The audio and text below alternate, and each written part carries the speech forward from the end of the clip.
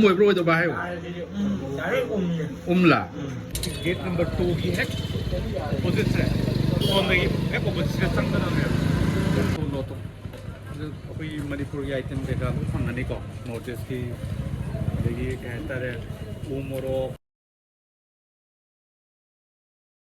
अभी कोई सोने चंगा जी को सिकंदरपुर मार्केट तो मिनी मणिपुर हाई ना जेब को कमाइना चंग मनो कोट मनो सीता लगे इसे द्रोणाचार्य केनो ले तो मेट्रो स्टेशन पुलो अलग सीधे जो नया सिकंदरपुर दे जो नया जूम तो संगेरा द्रोणाचार्य सुनो लो द्रोणाचार्य तक ही सुन चंगा दबा मैं नहीं तो चल चल ओना थोगा दबा को ये चंगा कांदा कोई मिनी मणिपुर हाई तारे मिनी मणिपुर मार्केट तो इचे कैथल है जने इमा कैथल की मोता फंगदब लेते सिदा ममंदबु खचिक मिलिनियर नत्रदी photo ngam-dre kai noi ji ba khoi millionaire natra ba khoi budi mapa millionaire नतब कांगु दि लाकपिरन साइ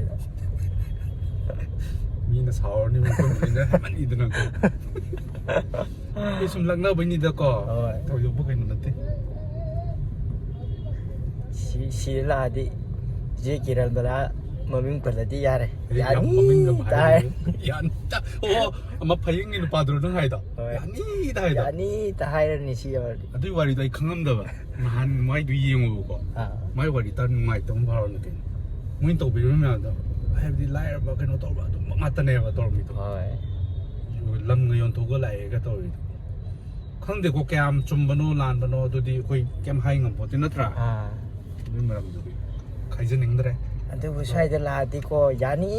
गतने लोनी यानी सादा पुरो लो यानी सादा पुरो लो यानी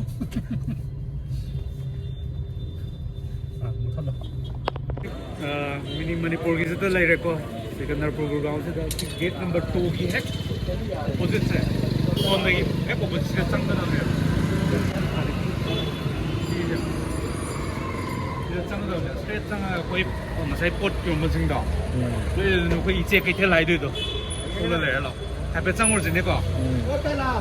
हम ले जैसे फोन लो तो कोई मणिपुर की आइटम देखा फंगनी को नोटिस की देखिए कहता है उमरो ना नारी हो गया एनीथिंग कनो दगी करी हाइता है नंगी इवन दिस पान दगी नारी ngtai loi suda bong na dai phang na apang ba lai da ni ha to bong sang lo mon da phai nan sang lo kari market ite ngasi sida zule right hand side to go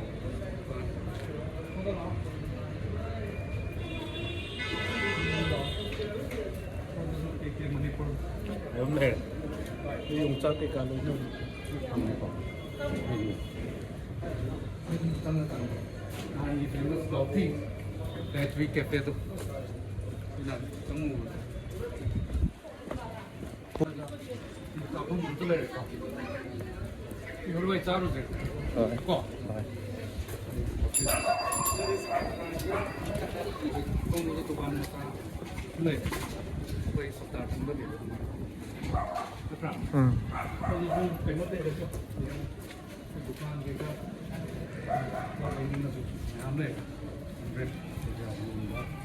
कोई रोगी तो pot में हम रोली को role के ये 100 rupees flat clearance के का रोली सो रुपी की नहीं बेसिकली खून पे का ये और एक लानिंग में सिंह तुम संग तुम ले भी यार कोई भी लिप पे आता है ना देखो मोस के ना तापन चले लोई ले मोस तुम क्या पे संग जीरो ले तो बेनोगी माले मणिपुर की माले से माले चालू कर क्या पे दिए मोर जरा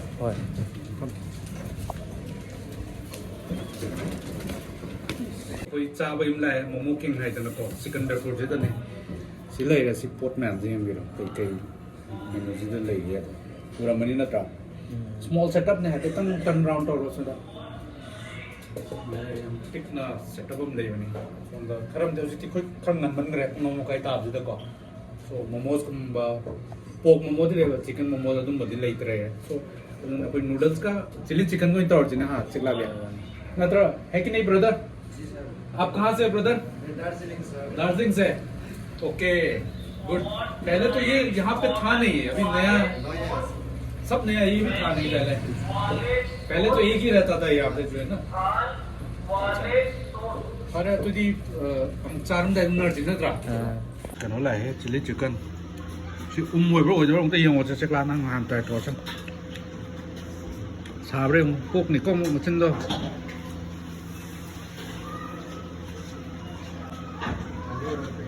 ओइब्रो ओइदो बाय ला आई जुंग तौरगे ने को दुदे आई यु यांग ये बजे स्पोटी बाजारी है इरोमम ग तौर सि नाकन द जादे हाउनी दा कोई हां नत्रग उती मग तौरे नको सी क्रिस्पी रो कोम दो है कोई बेंगलोर रोम दा कनो को दो गोभी मंचूरियन थोंबदो अदमाइना ने क्रिस्पी हुए बस अस्को या है सी पोट सिम दी आ रहे हैं ब्रदर बहुत अच्छा है ये वाला चिली चिकन बहुत है चिकन चाउमीन जहाँ ना फ्राई तो रोमा ने मतलब को ये चिले वो ये चिली सॉस काउने जो नेपाली की केनवाई तार मोरो का तार मोरो में तो चिली चिकन वाली नटर कोई जाए तो तुम होड़ा जिन्हें को है आई हाँ ना केनो तो रोज़ रहा मोई ब्रो इधर रही नहीं रहा हैबिटन मोई ब्रो इधर से दी ओरम दौदी माल मोई इधर तो मोई है तुम है जे ये ना को yam tawai ông tàu gì nè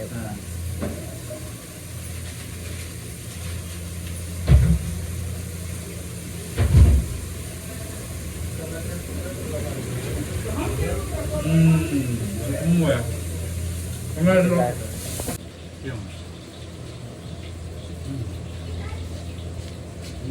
형, 들려요. 지금 끝난 말이야. Damn crispy is that. One of the best right there. Bao tàu. xem mình đi tại đấy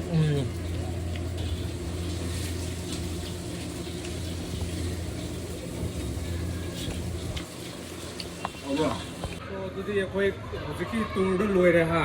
ꯌꯥꯝ ꯆꯥꯎꯕꯗꯤ ꯅꯠꯇꯦ ꯁꯤꯀꯟꯗꯔꯄꯨꯔꯒꯤ ꯂꯦꯟ ꯑꯃꯈꯛꯇꯅꯤ ꯀꯩꯅꯣꯗꯣ ꯂꯦꯟ ꯅꯝꯕꯔ 2ꯗꯣ ꯑꯩꯈꯣꯏ ꯆꯥꯕꯁꯨ ꯂꯣꯏꯔꯦ ꯍꯧꯖꯤꯛ ꯈꯔ ꯉꯟꯅ ꯆꯥꯊꯣꯛꯈ꯭ꯔꯦ ꯑꯗꯨꯅ ꯑꯩꯈꯣꯏ ꯁꯣꯟꯗꯣꯡ ꯆꯠꯂꯁꯤꯔꯥ ꯊꯣꯛꯑꯁꯤ ꯅꯠꯇ꯭ꯔꯒ ꯐꯤꯗꯨꯅ ꯑꯃꯨꯛ ꯂꯩꯕꯅꯣ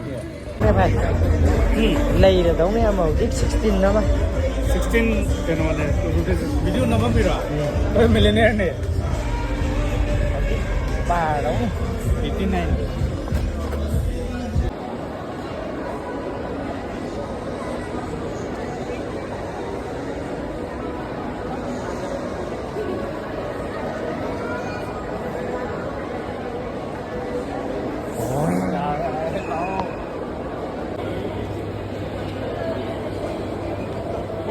Lupa kaya Bim no yamba. Yam dia dah, koi maman yang deh, milenial. Wow.